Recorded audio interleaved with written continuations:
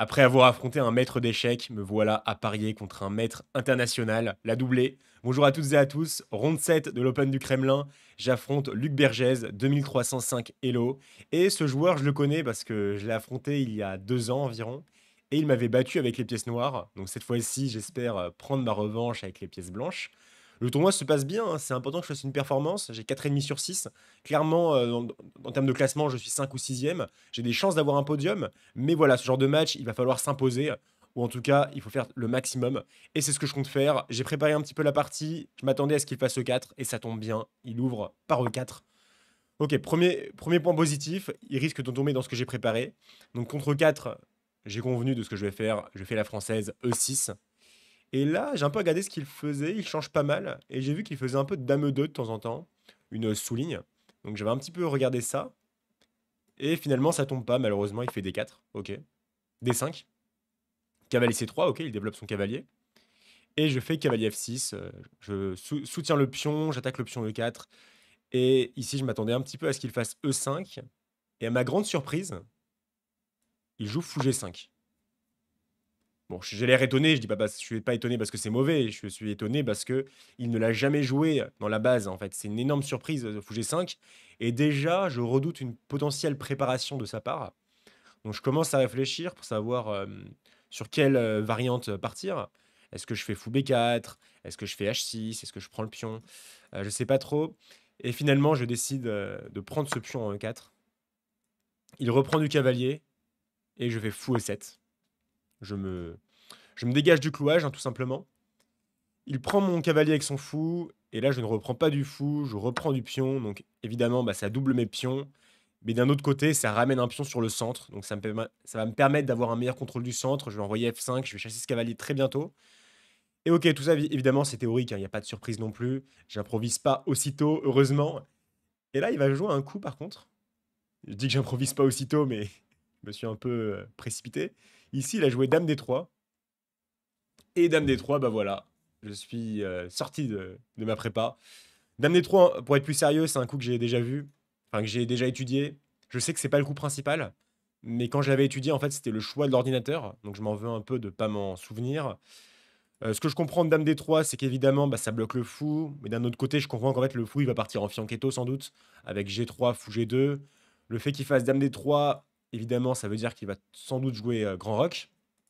Donc je commence à cogiter, à prendre ça en compte.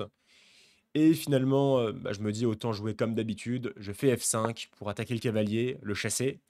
Il ramène son cavalier en C3. Et à présent, la case F6 est disponible, mais pas pour mon fou. Ici, je joue cavalier D7 avec l'idée d'amener le cavalier en F6.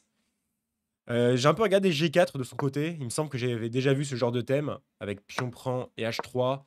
Ouais, j'ai pas trop d'avis. Ça me paraît peut-être un peu précipité ici. Je pense que je peux juste bah, gagner le pion. Et je sais pas s'il a assez de compensation. Je sais que j'ai déjà vu ce thème. En tout cas, tout ça pour dire que lorsqu'il fait grand rock, évidemment, je fais cavalier F6 pour aussi empêcher G4 et le cavalier qui vient sur sa case de prédilection dans cette ouverture. Donc il joue G3, préparant fou G2. Et s'il y a un truc que j'aime pas trop dans cette position, c'est que moi j'aimerais bien sortir mon fou de case blanche. Le problème, c'est qu'il est un petit peu emmuré avec ses pions. Et d'un autre côté, bah, j'ai pas le temps de le sortir en fianchetto parce que si je fais B6 pour le sortir en fianchetto, ah bah pas de chance, fou G2 et il arrive le premier, donc je peux pas faire ça. Et là, ce fou, bah, il est mal placé tout simplement.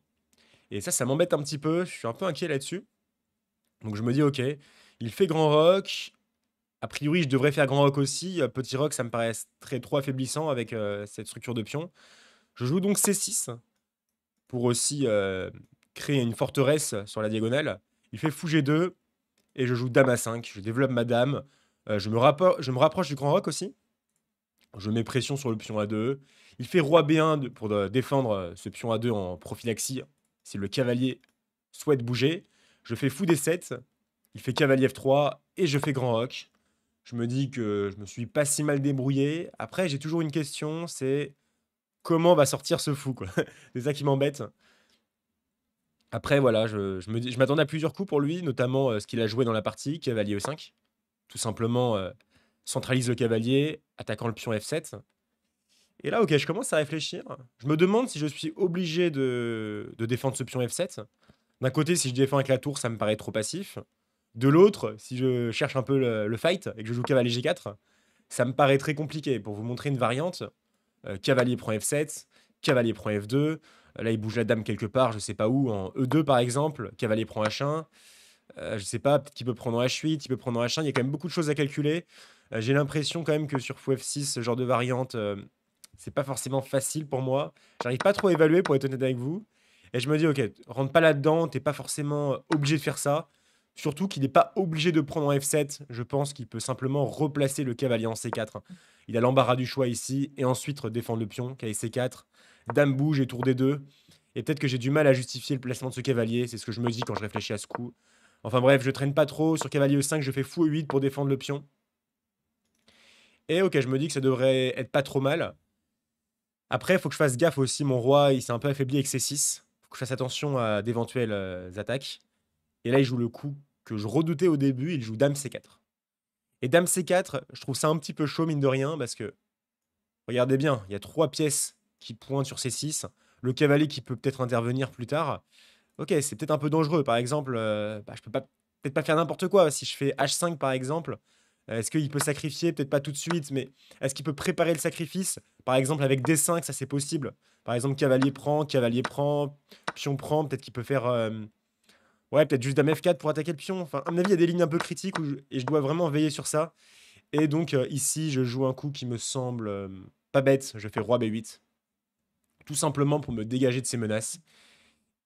Et là, mon adversaire qui joue A3. Et ok, c'est vrai qu'il met un peu la pression. A3, c'est vrai que pour le coup, je comprends pas trop l'idée. C'est peut-être d'empêcher que je joue Dame B4. Je sais pas. Après, A3, je me questionne un peu et je me dis. Après, cette Dame en C4, elle est peut-être pas idéalement placée quand même. Et là, je commence à avoir un plan. Et là, je commence à être content en fait. Je joue KD5. Alors KD5, ça peut sembler un peu anodin vu comme ça. Je centralise juste mon cavalier. Mais je vais vous montrer à quoi j'ai pensé. Ici, évidemment, je propose un échange des cavaliers. Sur cavalier prend, c'est complètement ma faveur, hein. Je reprends du pion C. Je vais ouvrir la colonne C, je pense que je vais être mieux. Donc là, il joue tour D3 pour défendre le cavalier. Et là, j'exécute mon plan. Je fais F6 dans un premier temps. Je chasse le cavalier en E5. Il ramène le cavalier en F3. Et si j'ai joué cavalier D5, si j'ai joué F6, c'est pour une raison. Je joue fou F7 à présent. Et maintenant, mon fou qui est en vis-à-vis avec sa dame. Et là, ça devient dangereux parce que je prépare la poussée de E5.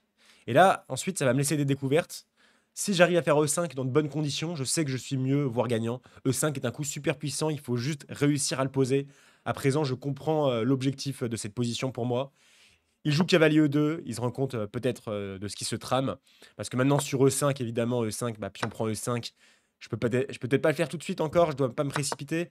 Donc à la place, j'anticipe un petit peu, je fais tour HF8 pour défendre ce fou lorsque je vais pousser E5. Je prépare cette poussée E5 tout simplement, il fait tour B3. Il se met en vis-à-vis. C'est pas bête aussi parce que si je fais E5, et bien à présent, il peut me contrer tout de suite avec Dame prend C6. Donc là, je vois ça, je me dis, ah ouais, bien joué, bien joué. Donc je fais cavalier B6 à la place. J'attaque la dame. La dame qui se replie en C3, il propose l'échange des dames. Et je me dis, ok, est-ce que je dois accepter cet échange? Qu'est-ce que vous auriez fait, vous, à ma place? D'un côté, je me dis, si je le prends, je sais pas, cavalier prend. Non, cavalier prend, j'ai E5, c'est gagnant. Donc il doit faire tour prend pour empêcher E5. Et ok, après, est-ce que c'est si clair? Le problème, c'est que je sais pas quoi penser de cette structure de pion. Ça doit être jouable, mais ok, je suis un peu sceptique. Je la sentais pas du tout lorsque j'ai vu la proposition. Et à la place, je me dis, a priori, c'est moi qui a du dynamisme. C'est moi qui joue pour le fight. J'ai pas de raison d'échanger les dames. Je préfère donc faire dame à 4. Et je refuse l'échange. Et je continue la position compliquée. Il fait cavalier H4, évidemment, pour anticiper le fait que je fasse E5, hein, parce que sur E5, il peut m'accueillir avec cavalier prend F5, ça me ferait perdre un pion. Après, j'aurais fou prend, mais cette variante, j'ai un peu regardé, ça me paraissait pas facile du tout, en fait. C'est pas clair, je trouve. Beaucoup de compensation. Après, heureusement que dame A6 attaque le cavalier, car sur cavalier prend, je peux me venger avec dame prend E2. Ça, quand même, j'aurais peut-être pu y réfléchir, honnêtement. Mais ok, ça me paraissait encore très complexe. Je voulais vraiment faire E5 en étant sûr de mon coup E5. Donc à la place, je fais tour D7. Il fait dame E3. Et je fais tour D8. Ok, je double les tours, ça me paraît quand même assez concret. Mon adversaire qui joue tour D3 pour défendre D4. Je sens quand même que je mets une grosse pression là. Je me dis, ok, celle-là, c'est peut-être ta chance. T'as raté la précédente, mais celle-là, tu vas peut-être réussir à la gagner. Le problème, c'est que j'ai pas trop de plans ici, en fait. D'un côté, je me dis peut-être KSC4, c'est le moment. Après KSC4, je me demande si dame H6, c'est si clair. Peut-être GE5 quand même. Ça a l'air d'être assez fort. Mais cavalier prend F5. Ok, je suis pas trop sûr de ça. Il y a peut-être des fous prend A3, mais ok, je sais pas, ça me paraît pas clair non plus. C'est peut-être pas évident. Sinon, est-ce que sur, par exemple, KC4, il peut pas se replier en C1? Ouais, ça, je pense que c'est pas mal tout de même pour moi, mais ok. J'hésite un petit peu avec ce coup KC4, mais finalement, je me dis que j'ai tout de même le temps dans cette position, et je me résous à simplement empêcher l'idée de l'adversaire. Son idée, c'est sans doute d'amener la dame en H6 pour obtenir du contre-jeu. Je fais donc fou F8 pour empêcher la dame de venir en H6, et mon adversaire qui fait tour D1. Ok. J'ai l'impression d'être mieux. Après, je sais pas trop comment la convertir encore, je manque un peu d'idées. Le temps commence à s'écouler aussi, c'est vrai que je commence à avoir une grosse pression au temps. Là, je suis déjà pas loin du Zeitnot malheureusement. Et je joue dame B5 cette fois-ci, je veux être concret, je menace cavalier C4, attaquant la dame, et je menace échec et mat avec B2. Là, ça me plaît. Le problème, c'est qu'il me laisse pas faire ça, il fait K et C3, il attaque ma dame. Je fais dame A5, il joue dame C1, il se replie. Je me dis, mais il y a un truc, à un moment, je vais trouver un gain, c'est pas possible. J'ai l'impression qu'il y a tous les astres qui s'alignent, mais je trouve pas. Sans doute, c'est pas si facile. Je pense que c'est pas si facile parce que je trouve vraiment rien. Je joue KC4 pour activer mon cavalier sans trop d'idées. Je regarde un petit peu les sacrifices en A3 de temps en temps. Mais il joue cavalier E2 pour défendre A3, pour peut-être coulisser la tour. Et ok, je sais pas trop quoi faire, je vous avoue. Je joue roi A8. Je me dis simplement que je me dégage de cette diagonale. C'est un coup qui est utile. Et là, il joue un coup, il joue fou H3. J'ai un doute, parce que j'ai mal noté sur ma feuille. J'ai un doute entre fou H3 et fou F1 dans la partie. J'ai un petit doute. Fou H3, il me semble. Parce que je pense que sur fou F1, je peux jouer E5 et sur cavalier prend, je peux jouer E4. Si j'ai raté ça, c'est dommage, mais je pense pas qu'on l'aurait tous les deux raté. Donc, à mon avis, en fait, ici, il a joué fou H3. Et donc, sur fou H3, je me dis, bah, c'est quoi l'inconvénient de ce coup? C'est que la case D5 est vacante, peut-être. Et donc, je fais tour D5. J'ai très peu de temps à la pendule, hein. Honnêtement, c'est très dur. Je me dis, je vais faire tour B5 peut-être et je vais l'attaquer. Mais là, il fait tour B3, il empêche. Je fais cavalier B6. Il fait tour D3. Je fais KC4. Il fait tour B3. Et là, je me dis, bah, est-ce que je peux pas tenter quelque chose? Je fais cavalier B6. Et après tour D3, bah, en fait, on répète la position. On fait match nul. Ok. Bah, choix de match nul. Ouais, peut-être pas si ambitieux que ça. D'ailleurs, j'ai toujours un doute en fait si le fou n'est pas venu en H3 ou en F1. Parce qu'en fait, dans les deux cas, je pense que 5 était un coup candidat. C'est juste qu'en soi, c'était pas facile à trouver en Zeitnot. C'est beaucoup plus facile une fois qu'on a analysé. Donc, si ça se trouve, en fait, je vous montre la mauvaise partie, hein. Ça se trouve, il a joué fou F1. Mais globalement, ça change pas grand chose au résultat final. On a fait nul très rapidement après. Donc, ok, quoi dire de cette partie? Bah, je pense que j'ai fait une bonne game. Peut-être que l'ouverture, j'ai été un petit peu, je me suis un petit peu trompé, je connaissais pas Dame D3. Enfin bref, ce que je vous propose, c'est qu'on regarde de suite le rapport de partie. Let's go. Là, ouais. Après, c'est une parodie. Ok. Ouais, fuite. Ouais, fuite, c'est peut-être un peu inutile. J'aurais pu faire quoi à la place? Ouais, KC4. Et en fait, Dame H6, je pense que j'ai juste 5 en fait. Ouais. Mais ok, peut-être que j'ai pas osé rentrer là-dedans. J'ai pas osé faire ça. Ok. C'est comme ça. Ouais, donc ok. Ouais, plutôt bonne partie, je pense. Ouais, après, c'est une répétition. Après, c'est un suspense, hein. On sait pas si le fou est en F1 ou en H3. D'ailleurs, là, j'ai mis en F1, mais en fait, je sais pas. Je sais pas du coup, parce que si j'ai. Bon, là, E5, c'est pas facile à jouer, mais encore. En fait, je sais. Si là, c'est fou F1, je pense que 5, c'est dommage de pas l'avoir joué, quoi. Enfin, E4 et j'attaque le cavalier, c'est pas dur à trouver du tout, mais ok. Le mystère reste entier, mais globalement, ouais, je pense que. En soi, j'aurais répété dans tous les cas, vu le manque de temps que j'avais. Là, j'ai aussi pris le manque de temps en compte hein, dans ma répétition. Évidemment, les lots, ça joue, hein. Je me dis que match nul, c'est un bon résultat contre un 2300. Enfin bref, bon, bah, j'espère que voilà, cette partie, elle vous aura plu.